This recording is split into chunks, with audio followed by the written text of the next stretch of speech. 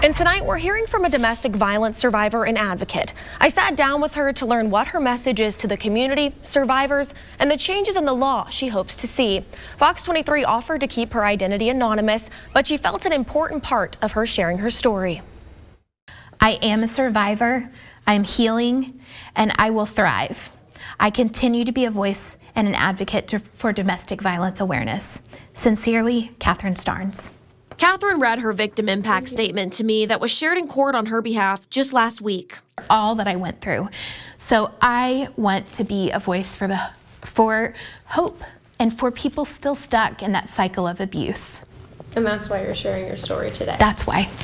She says her abuser was in court for violating a lifetime protective order more than a decade after their divorce. He was actually found guilty of felony stalking and got 10 years probation with DOC, which that'll have a probation officer that's in communication with him. But I say that to say he was on probation when he committed offenses. He was in prison while he violated the protective orders. So 10 years probation is a slap in my face, and I feel like a laugh at the judicial system that they thought this was proper justice. But this story isn't about him. It's about change for everyone that's going to come after me. I really want to be a voice of advocacy and for judicial change. She says to this day, she feels like a sitting duck in her own home. Protection falls back on me.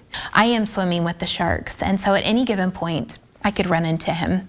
At any given point, there could be an altercation. And now she's ready to fight for change for herself and others. There's so many times that people say, well, what's the point? He's just going to get a slap on the wrist, you know, told not to do it again. And that's why I really, really hope that we can do judicial reform and really take down those statistics from the very beginning. If they got harsher punishments for their first offense, not their 7th and 8th time. The statistics are alarming. The Oklahoma Attorney General's office shared in 2024 that Oklahoma ranked second in the nation for women killed by men, and it's estimated that 51.5% of Oklahoma women and 46% of men will experience sexual violence, physical violence, and/or stalking by an intimate partner at some point in their lifetime. Catherine says she's been told by law enforcement and district attorneys to simply call them back if her offender does something violent, and something has to change. It's sad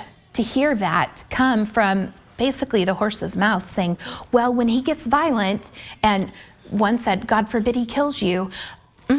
God forbid he kills you or is violent with you. Be sure to call us back. And I thought, how am I going to call you back when I'm dead?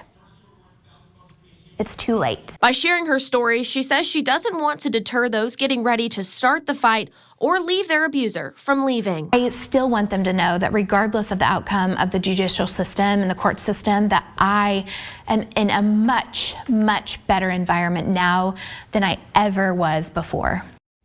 Catherine says she plans to continue forward with advocacy work, whether it be speaking engagements, going in front of the Oklahoma Domestic Violence Fatality Review Board, or work with justice reform groups. We have a link to information on domestic violence intervention services and the National Help Hotline in this story on fox23.com.